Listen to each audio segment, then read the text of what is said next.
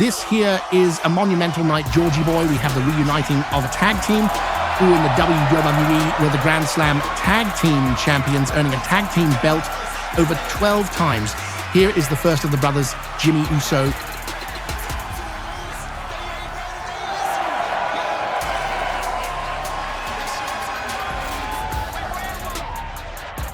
Though remember, Mark, that these two brothers had a few differences with the bloodline before, so they branched out, and according to Jimmy, it was well worth it. Look at him now. And Jimmy often wonders if the wrestling world can handle the Samoan hothead yet. We'll see about that, Mark. We'll see. Yes, Georgie boy. Well, we have seen how Jimmy's hot-headedness has cost him many of his alliances in the past. But remember also, while indoctrinating Sami Zayn, a brief member of the bloodline, Jimmy vouched while Jay was adamantly against a non-Samoan joining the bloodline. That's exactly what I'm afraid of. When Jimmy hungers for power, it goes to his head. But I guess that's where those brotherly tendencies come in, knowing how to turn his weakness into his strengths. Flanked by the bloodlines, wise man, a man who some may call a devil, but a man who also manages the past lineage of the bloodlines family in Paul Heyman. Will Paul Heyman stay loyal to the bloodline or even the Usos tonight? Enough about the manager. Mark, Jey Uso is one impressive superstar, breaking out in mid-2024 on his own, capturing the WWE World Heavyweight Championship. Will this reuniting of the famous Usos bring back the itch that Jay and Jimmy may be itching for and gain their first taste of tag team accolades in All-Star Championship Wrestling? He and they will sure do this. Let's go, let's go, let's go. Perhaps no other superstar gets the fans up and on their feet like Jay. This man, look, it's infectious. He's even got me doing it. What's it called again, Georgie boy? Yeeting, Mark. Yeeting. Not this, I enjoy this that much. But you can't deny how much the fans love the interaction. Bringing them that bit closer to the action in All-Star Championship Wrestling. Jay has earned the main event moniker by every metric. I can't deny that, Mark. Carrying himself like a true big-time wrestler. But can these brothers with their immense egos bring it all together? And like before, bring gold back to the family of NOIE? No having tagged together in a couple of years while Jay was chasing both the WWE Intercontinental and World Heavyweight belts. Let's see if they can work away through a tag team rust and get themselves started on the way here. Unlike this team who have always tagged on and off, only with their haters when Shelley left total non-stop action briefly. But wherever these two men have wrestled, they have won tag team gold from Mexico to Japan. Here comes your favourite tag team's favourite tag team, Shelley and Saban Worldwide Tag Team Phenomenons. As you just said, Mark, well done, mate. Though phenomenon was my word, your sentiment was there. The Motor City Machine Guns have innovated and influenced so many modern tag teams with the speed and agility which both of them have, and that tenacious appetite to never be outdone. Their opposing team can't sell them short on their technical game either. Forever resilient, what they put themselves thought, you drink all the SEAL X Division ladder matches. This match is scheduled for one fall with a 10-minute time limit. Firstly, in the top corner from San Francisco, California, at a combined weight of 501 pounds, Jimmy and Jay the Uso brothers. And their opponents in the opposing corner from Detroit, Michigan, at a combined weight of 419 pounds, Chris Sabin and Alex Shelley, the Motor City Machine Guns. Is it me, Georgie boy, or does the bloodline constantly live in a state of chores? What do you mean, mate? The Usos seem to be together at the minute. Well, Mr. Thornton, you have these two Usos who sometimes are together and sometimes are at odds, and their whole who the better rotaire is problem. If the bloodline has their way this match, this cements to the rest of the group that they can be cohesive. Remember how Samu and Fatu were? Paul Heyman had to tame them in WCW. And when they went to the WWE, even their father, Afa, the wild salmon, was enlisted to manage his son and nephew. So, Paul knows what he's doing with the second generation of the Samoan dynasty. Does he, Georgie boy? Added the Jimmy and G beef. Heyman has to contend with Jacob Fatu and Solo Sikoa being at odds with Ikotha, to who is the wildest of the bloodline. Finally, you have their leader in Roman Reigns, who tries to lead this rabble but needs a man like Paul Heyman to counsel his every move. Total chaos. After the tag, let's see if Alex Shelley can muster up. Grabbing Jay and hitting a Viper swinging neck breaker, but playing possum. Jay rolls up Shelley with pin for 1 count. Jay showing the tenaciousness of the Smayans, getting right back on the attack with a clothesline, sending Shelley over the top rope from the outside. Jimmy's tagged in, while Shelley makes his way back into the ring. Jay, with some propulsion, hits a pumped forearm right into Shelley's forehead, dropping him right into mat. Who brought that Iplaman in? I didn't even realize the referee takes the kendo stick and throws out the ring. Jey Uso's working meek, a well-oiled team. Jay now on the way in. This goes without saying, a man without a leg is no good in any fight. Jay taking Shelley's knee and stretching it out with that stump puller. But a leg injury will hamper your ability to do just about anything. And being the high filer that Shelley, and for that reason Sabin are, they need the base of both legs to use all their speed and smash mouth flying action. Look at Heyman playing with the turnbuckle pad, loosening it off the steel ring post. Referee stop him. Again, another tag for the Bloodline Brothers. Jimmy tagged in, going straight for that demanged wheel of Shelley. 2 major reversals from Uso, with a right hand placed to the chrome, dazing Shelley. Shelley really needs to get Sabin back into the ring. What's the referee doing here? He should be paying attention to the pin, not jaw-jacking with an illegal wrestler on tear. Ring up on, oh, double leg. He might put him away here. And Shelley gets his shoulder up before the 3 count. It seems the Motor City Machine Guns are definitely struggling to keep the match in their favour. Jay letting his savagery pump through his veins. But here we are again. Shelley trapped in his Bloodline corner. Some people might call Uso's savagery as ruthlessness, and in this business you have to be ruthless. I do agree with you, Georgie boy. Shelley really needs to get his partner in. Shelley has been in for 3 minutes and has been on the receiving end for most of it. It seems Shelley is trying to mount a comeback, hoisting Jimmy on his shoulder.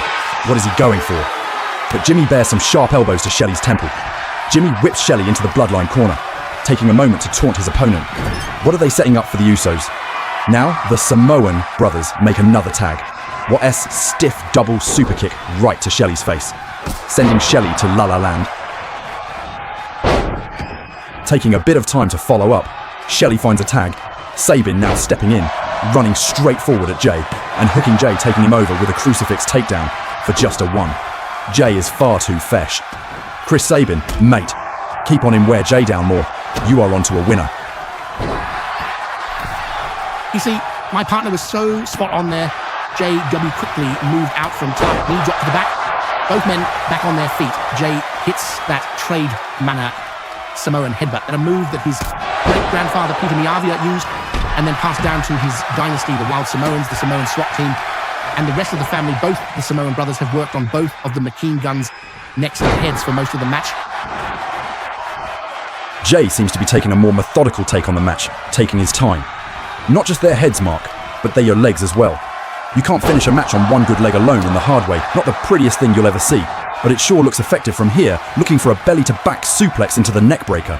That as one of his signature moves. I think he feels the match may be the Usos. This season, Jay took his eyes off the ball there, going to Shelley on the opposite apron. Jay now taking Chris Sabin back to their corner. Jay goes to hit his opponent, but it seems somehow Sabin was able to reverse Jay out of the corner. But knowing where he was, Jay tags Jimmy in. 5 minutes have elapsed. 5 minutes remaining. Jimmy now hits a super kick, not once, but here comes a second super kick. Turns it around. Tagmate goes to whip Sabin into his corner again. Jimmy and Jay are setting up for the killing blow here, as Jimmy hoists Sabin up and Jay hits him with an elevated cutter. They call that the 1D, a nod to the Dudley boys there, and we a Dudley death drop. Can Sabin kick out? Eyes are squarely on the referee's coin, but Shelley manages to wishbin like the win. A little too fast for Jimmy Uso. What's Jimmy trying here? He's ascending the ropes here, another memory here. Just like Jeff Hardy, that springboard cannonball. But all he hits is the referee. Sloppy, mate. Sloppy. As Sabin rolls out of the ring to catch his breath, and Jay is setting up for a Drea Devil jump here. Don't do it, Jay. You're going to kill all yourself. Jay leaps off the top turnbuckle, hitting a splash just as his father did, hitting that Samoan splash and to the outside no less.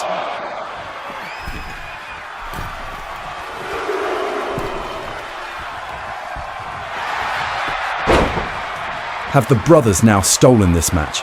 Jay rolls up Chris Sabin for the 1, 2, and the 3. I think Sabin was caught off guard there.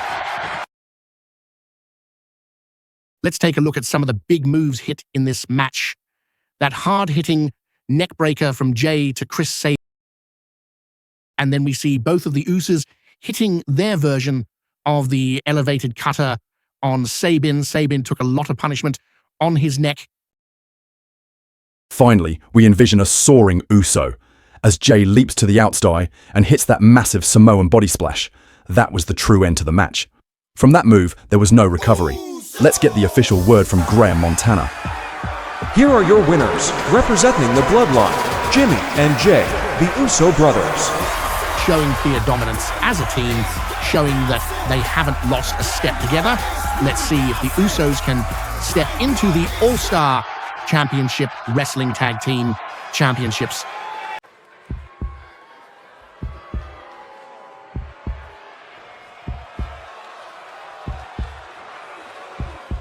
Finn Balor entering this match trying to face his own better judgment.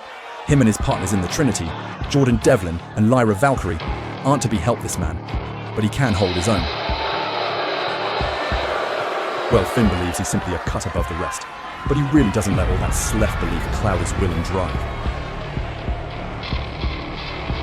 What are you talking about, Mr. Thornton? Balor is a true backstabber, even to those who he's tamed in the business when he feels they've let him down, which is no kind of a teacher in my eyes. Oh, Mark, you're such a cynic. I believe in tough love being the best lesson, especially in this business. With all that, what you said there, both his students, Lyra and Jordan, still follow him. That Celtic bond is just too great. He must have done something right. Balor is ruthless either way you look at it. Does whatever it takes to advance his accomplishments when he needs to. Some might call that a little low. Would you agree, Georgie boy? Don't get me wrong, mate, I'm not discounting his technical ability or his high-flying acumen, but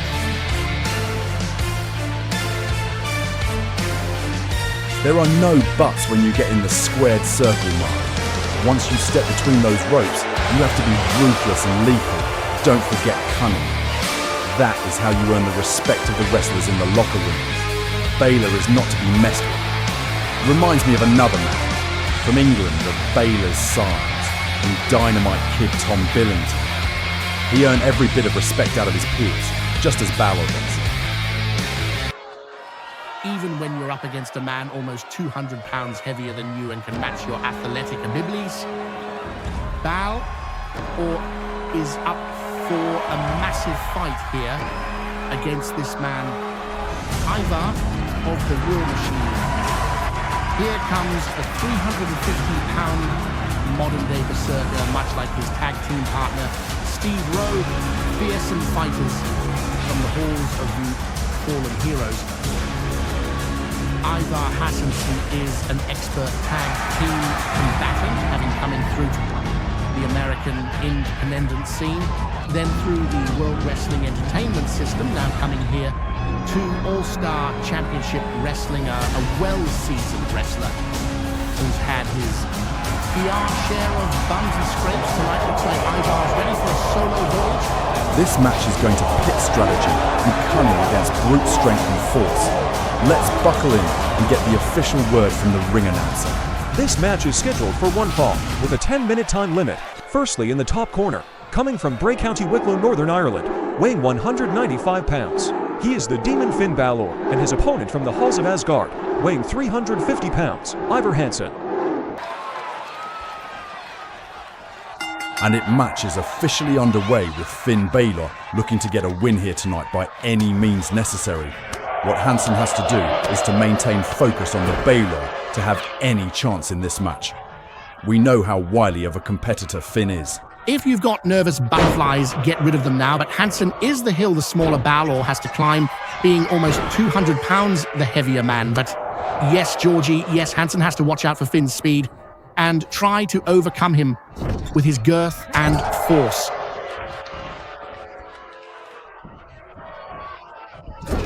With all this talk of Balor, we can't forget the man in the opposite corner, though you briefly touched on him, Mark. Ivar, whose natural state is ready for battle. Being in a team called War Machine, You have to be right.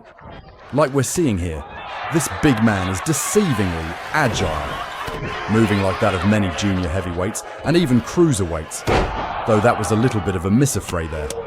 Took too much time setting the springboard move up.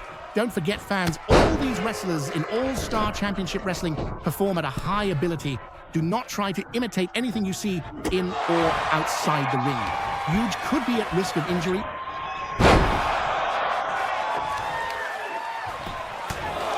We've both talked about it at length. Finn Balor's technique and precision. It's been on show for most of this match. With his quick instincts on moving a what from that splash from Ivar, and then managing to come up with that flurry of elbow drops in such quick succession. He is a true workman's wrestler, Mark. What a pure outfit, Ivar. He is 350 pounds, so anyone can see that the man has to work on to drain his energy away. Here we go. Balor starting with a quick kick, working on the bigger man's base. But taking a little too much time to combo that move. Ivar attacks, quick to show his power, hoists Balor up from the forward gut wrench, but Balor manages to overshoot and hook for a pin, but quickly reversed. He is going to take this match as long and as far as he needs to try and wear out the Ivar man. As I said earlier, that is a sound strategy for Balor. The bigger you are, the more weight you have to bear, for a lot longer in a boat. That's why bigger men go for big moves quickly to get the match over and done with there and then.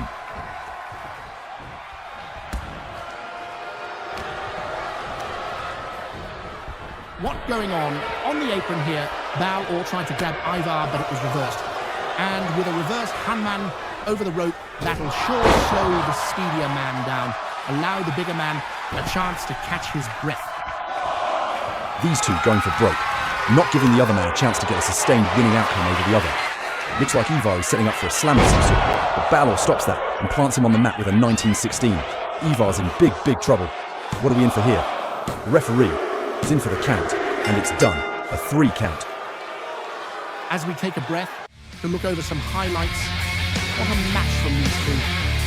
What power from Balor, a rare trait, and a rare treat from the Irishman here. Elevating his opponent to drop him headfirst onto the mat to eventually gain the 3 count. Let's go down at Grand Montana. And your winner, Finn Balor. Finn Balor basking in the afterglow of his match. He'll be happy taking that win back to the Trinity, showing his protégés how it's done. Yes, that was a masterclass in overcoming a bigger man. Both Jordan Devlin and Mauro Valeria will have to sit back and study that match. This is the kind of performance that has brought Balor all gold all around the world. This is how he treads his path to a wise end. As Chavo Guerrero waits calmly in the ring for his opponent, it seems that the Soul Taker is not in any mood Coming down to the ring. Coming down Wade. ringside, spouting some harsh tones to Guerrero. Whatever Soul Taker said, it really lit up the lamp of Guerrero going outside of the ring. But unfortunately, the size difference is too much. The referee needs to get these two back in the ring and ring that bell. These two are really taking it to one another. We've got this match started off the unconventional way, as the battle started out on the floor. This is an intense battle here, both men striving to show how prideful they are. Will pride be their windfall or pitfall? Soul Taker now whips Guerrero back into the ring, but is reversed, and he is back in the ring. Chavo playing to the crowd now. This isn't wise. Guerrero must get back in and stay on the bigger man. Guerrero on the apron now, a little overzealous there, attempting that dropkick from the apron. The referee sounds the bell for tea. Official start of the match. Soul Taker was far too fresh. He was able to avoid there, staying right on his man. Hooking his man from the rear and taking him over backwards from the waistlock, bringing Guerrero back on his neck. If that doesn't slow him down, I don't know what will. This Shaman character seems extremely quick on his feet for a man over 300 pounds. Talking of being quick, Guerrero Jr. was able to avoid the oncoming freight F-train there, with his opponent in the corner, with those hard knife-edge chops to his towering nemesis. From one corner to the other, following up with a dropkick. Guerrero showing his warrior nature here. Himself a third-generation superstar, grandson of Gory Guerrero, and son of Chavo Sr. His uncle Eddie, who also wrestles here, is a well-known fan favorite. The referee getting right in Chavo's face. Well done, referee. Let's hope that Latino temper doesn't flare up here. These Guerreros are always trying to prove that they are the best in the A-show, no matter who stands opposing them. The big man now with the upper hand, dragging Chavo to the neutral corner, but showing how much he wants to stay in this match. Guerrero plants some elbows deep in the gut of his opponent. Guerrero not giving in, standing toe-to-toe with the man 100 plus pounds heavier and almost a foot taller. What a fighter. In the centre of the ring, now Soul Taker, with an Irish whip to Guerrero. Lowering his head a little early, Guerrero is able to counter with a clubbing strike to the back, trying to cut the legs out from underneath the bigger opponent. A sound strategy now, as quick as that ending on the shoulders to the Soul Taker. What quick reflexes there. Chavo is out of that thanks for his elbows. The pendulum swings again. Now Chavo is floored from a knee lift to keep him off his feet and into a pin for just the 1 count. I do have to say that is a fair count from the referee. Neither man has to get on his case at this juncture how anyone manages to escape before the 3 count. At this point must leave those negative thoughts in an opponent's mind. Again, that slippery fish. Mark, slippery flish? That's an analogy you've not heard applied to the squared circle before, but well coined, my man. Only the Cartier Guerrero seems to slip out of most of Soul Taker's grapples. Neither man can seem to get the winner's purses yet. All still to play for. Mark, yes, all still to play for indeed. You really come out with some corkers. You do make me laugh. What force by the Soul Taker. The Irish whip sent Chavo over the top rope, tumbling outside. This is dangerous for Chavo, as this gives the bigger man the chance to catch his breath and regroup to get back on top. Let's see if Soul Taker does indeed that. I don't know what he's thinking here, the bigger man going for the high-risk off-pheasant, which is unlike him, trying to take Chavo Guerrero out for good.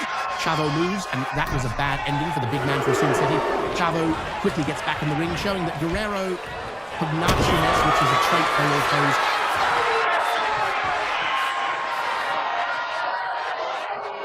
He gets into the ring. Austin, their opponent, a Canadian backbreaker applied. Just imagine the pain being caused to the back here, and damage to the back really radiates out to the entire body. Look at this, that's a great escape from that backbreaker stretch. But what's the Soul Taker setting up for here? With that reverse gut punch and now dropping Chavo's shoulder onto his knee. Could this be the end that the Soul Taker wanted? How incredible Chavo kicked out at 2 and 1-2. He really reached down there to kick out. What fortitude from the young Guerrero. Is the Shaman now losing belief that Chavo would be easy gettings for this match? I think he thought he'd just walk right over Chavo. Chavo said, no one walks over a Guerrero easily. Eddie and his brothers have showed us that.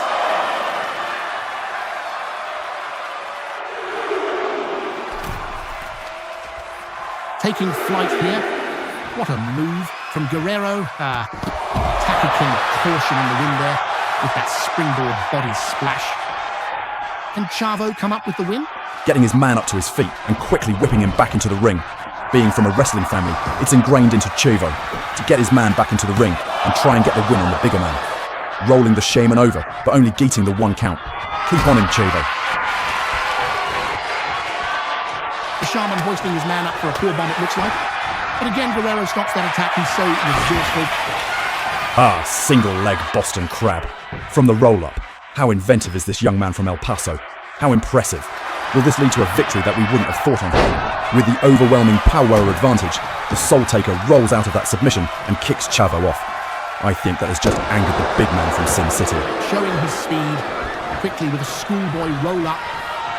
Look at the form of that 5 minutes has elapsed and this 10-minute time limit. Soul 5 minutes Taker remaining. has on Chavo. It allows him to spread his legs out even more and try and get the pin. Somehow reversing his weight to change the pin there, and almost a 3 from Chavo. That was a near loss from Soul Taker. Paul Bearer would have not been happy. Is he getting frustrated here? Now arguing with the referee. In my books, that frustration as he can't seem to come out with the winning blow, and he's taking it out on the referee. A man who's don't nothing but count consistently. Taking eyes off one's opponent is a crucial mistake here. He thought he had the winning move with that power slam as well, but Chavo somehow escaped. Again, there seems to be thing here. Chavo keeps escaping from all of the Shaman's power moves.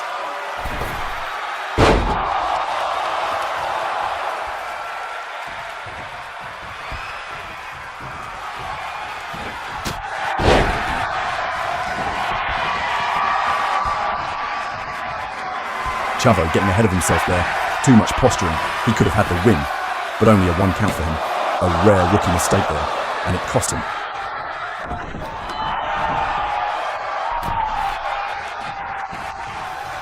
After that momentary breather, Soul Taker re-enters the ring. Maybe he's cleared his head a little, hoisting Guerrero VIP Agilent, this time coming through it with a twirl slam. Oh, that was stiff. Hear the mat crack back. Somehow Chavo is playing possum still. The Guerreros never give up. It's not in their blood. But Nater is this beating, coming off the ropes. What a big back body drop from the big man from Sin City.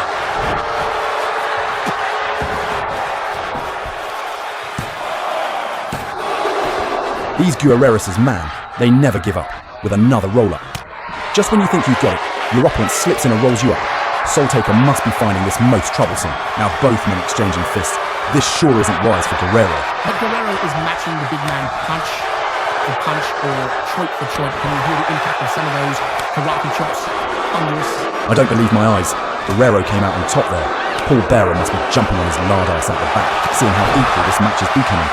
A neckbreaker by Chavo, and then listen to the fans firmly on the side of Chavo. That's what gives him extra oomph behind these moves. The Guerreros not only known for their high-flying abilities, but their ring savviness. Top-class Chavo here, taking the bigger man's leg out with this flurry of elbow drops. Sound strategy from Guerrero. I applaud this, Mark. I really do. What's he setting up for now? Perched on the middle ropes. He's taking way too long here. He needs to hit his move, like now. And what a move. Look at Fiat Grace, that twisting head scissor takeover. Gory would be proud. Could he be closing in for a win here?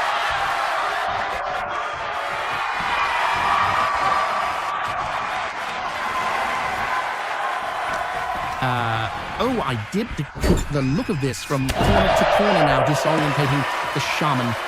And finally following him into the lower neutral corner with a dreadful drop kick, slumping Soul Taker down. Come on, Chavo, pin him. This could determine the match, Chavoy. Get on the pin, you're wasting time. Going in for the kill, now driving the air out from behind with a stiff shot to the kidneys of the big man, but sensing that second shot, the big man's martial arts come through with that soul kick to Chavo's guy. Both men answering each other with similar offense. This could go either way. After that third attempt, the Soul Taker with a tight roundhouse thrust kick, catching Guerrero under the chin. His lifeless body falling to the mat. Will this be the end of the match? He's only gone and done it. There's the 3. That's it. There's the bell. Let's see how he demolished the smaller Guerrero. Here is a grand show of strength from the 330-plus pounder, with that reverse gut wrench and bringing Chavo down, shoulder first on his knee. But Chavo fought back and came off the ropes with diving whiplash head scissor takeover. But that wasn't enough from Chavo. The bigger man came back with a thunderous super kick that knocked the Mexican warrior out for the count. And your winner, the Soul Taker. Look at that gash on his head there. He's been through hell but dished out so much more, leaving little in his wake. The Soul Taker may have even gathered some new souls for Paul Bearer's bounty. Mr. Bearer must be very proud of his man. We'll probably hear that ominous voice sometime soon.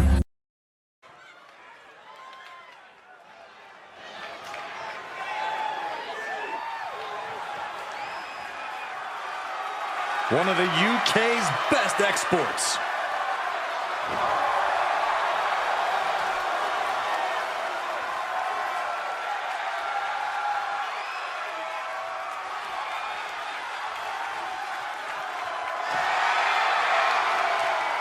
Tyler may be all smiles backstage, but he brings the fight when it counts. Yeah, a man who's been proud to represent an entire generation on a continent. He's proud of his past in the United Kingdom and Europe, but now he looks to conquer the world.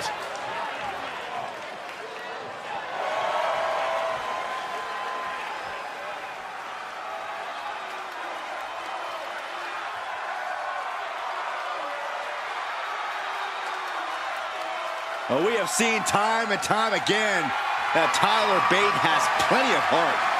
A pure will to win. It has allowed Bate to defeat much larger opponents.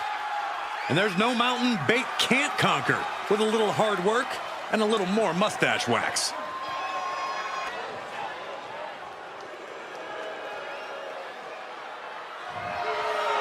Here comes a tremendous third-generation luchador. High-flying skill and unparalleled arrogance on display.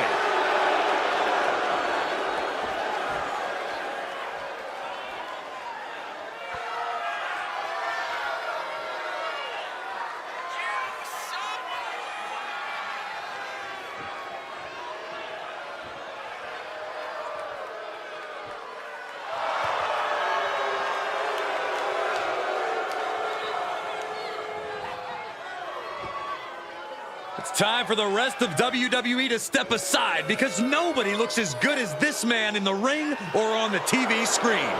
Yeah, and Angel will tell you that himself. He spends more time in front of the mirror than he does inside the gym.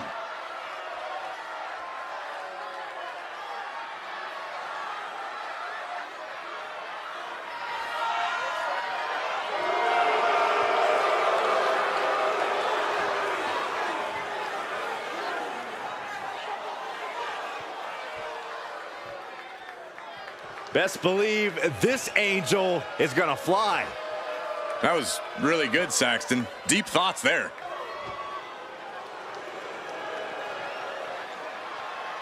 Here comes the star of all television. Yeah, Alexis likes to live like a king, makes his own rules, and lives life his way.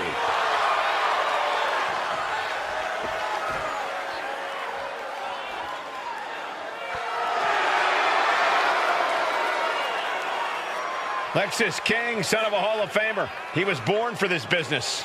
Yeah, but he's also made it clear, Michael, that he wants to do it on his terms. He's casting his own shadow here in the WWE.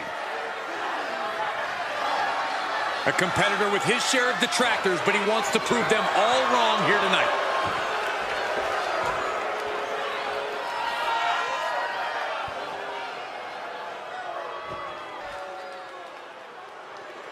The age of Alexander continues.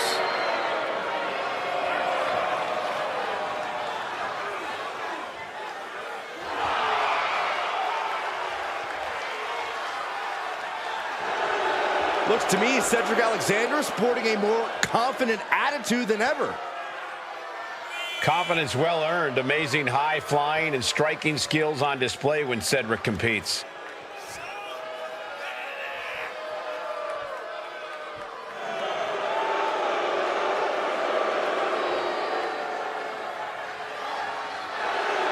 There is no doubt we'll see Cedric pull out all the stops to obtain a victory.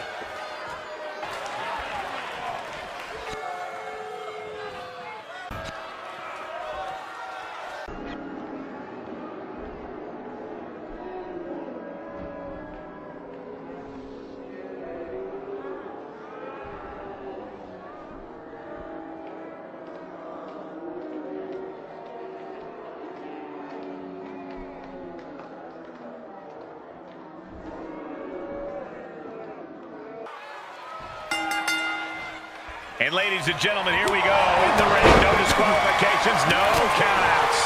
These four superstars are about to take all of their frustrations out on one another.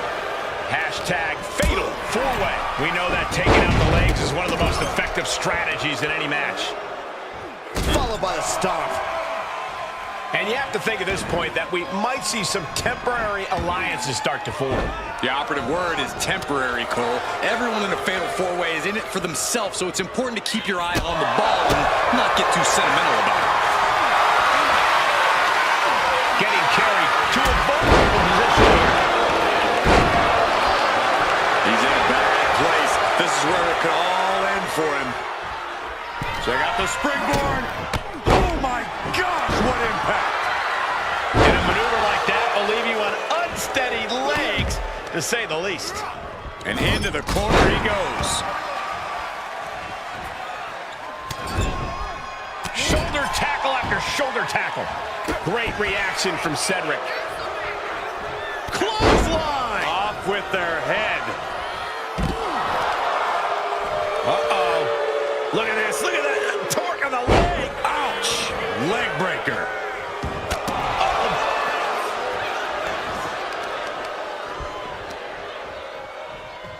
And King had no reflexes to answer for that. Yeah, and this is the hostility Angel wanted to bring. Absolutely no telling what's underneath the ring tonight. Sailing on the candlestick. No good can come from this. Clearly lost in the moment. He better snap out of it.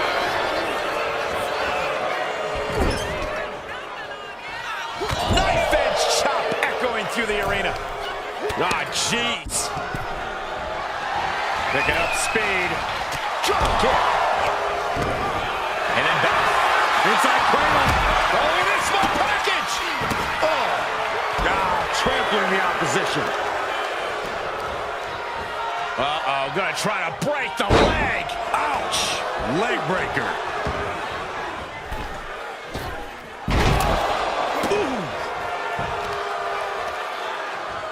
And he saw that coming from Cedric.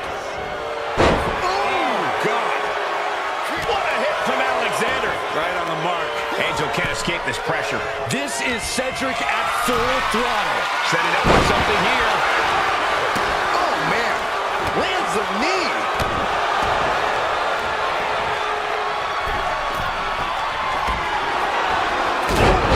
Drop kick. He's really feeling all the damage he's taken up till now. Yeah, with fatal four-ways, you have damage coming from every direction. Picked up and being carried around now.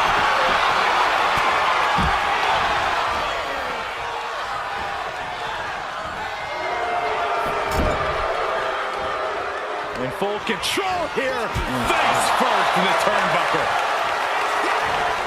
Boom! Read that one. Michinoku driver. Playing him on the top rope.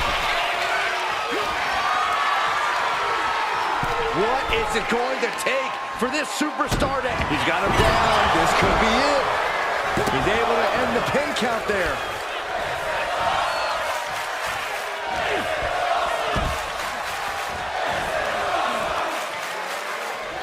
Oh, my God, look at this. They're setting him up. Double suplex. You know the old saying about the enemy of my enemy? Are still into the cover, looking for the win. Oh, somehow. Getting that shoulder up seemed to be pretty easy. It seems like this match is becoming something of an uphill battle for him. Yeah, fatal four-way is certainly going to take its toll on you.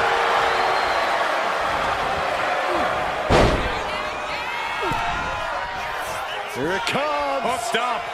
And nice sidewinder suplex. Oh, missed connection. And Cedric expected that. And pure cheapness we just saw with that attack.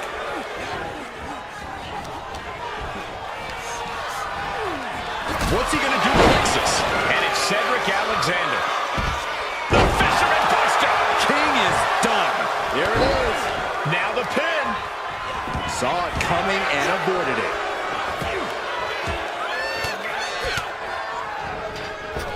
And a clothesline. Low drop kick hits the target. At this stage, there has to be some concern. Could be getting into a dire situation soon. This is just turning into a savage display of violence. Oh, what a chop. And now tying up the leg. Straight to the knee.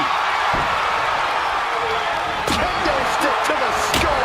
And a bad time for Alexis to find himself on the defensive. Angel must be having thoughts of ending things soon. Vicious, downright savage club right there. And stop. He stops the count. And listen to this place. Hurricanrana. Oh, God. Oh, did you hear that? Targeting the stomach.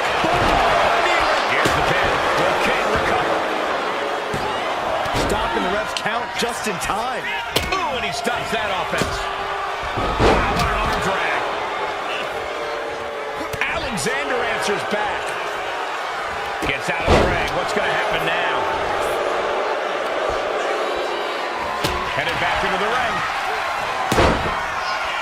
Lifting him up on their shoulders. Here we go. Merry-go-round time. time. Airplane spin, round and round and round and round they go. Switching a direction around and around and around and around and around and around and around and around and they bait. Beautiful. Right into the cover.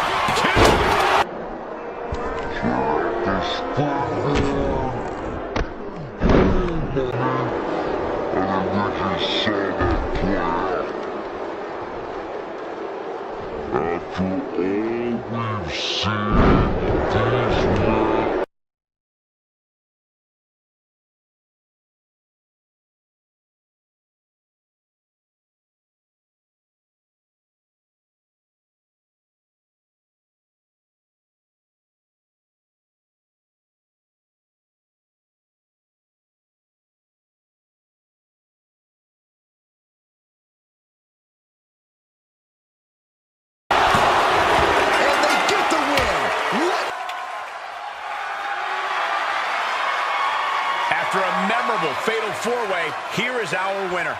Truly against all odds, managing to squeeze out the victory. Yeah, the other three competitors did not make this easy.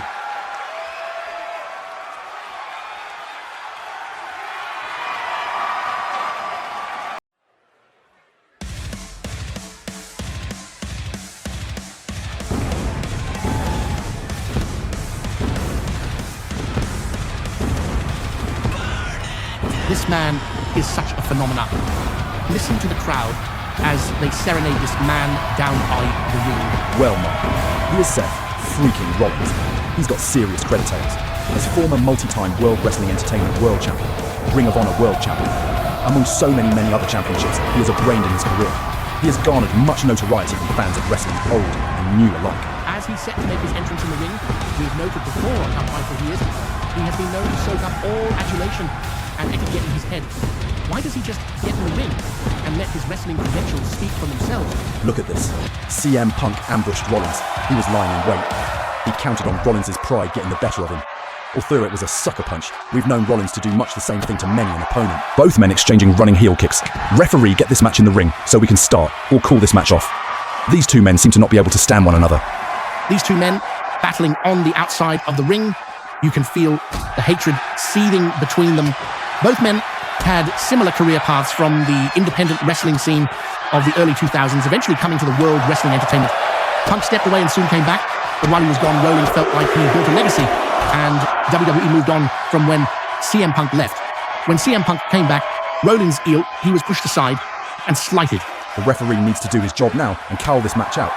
Both men here are trying to hurt one another, though I expect both would want to do that. That would do a disservice to the fans, as even if either are loved or despised, they evoke such emotion from the people that watch. You can feel the fans anticipating every outcome between these two wrestlers. What's Rollins going to do with the folding chair? He launches the chair at CM Punk, but seeing that out of the corner of his eye, Punk promptly moves out of the way. As Tay referee rings the bell to start the match, these two are finally, at least, back inside the ring, and the match starts. Rollins heading back outside the ring for another weapon, it seems. Is he letting his hatred cloud his vision here?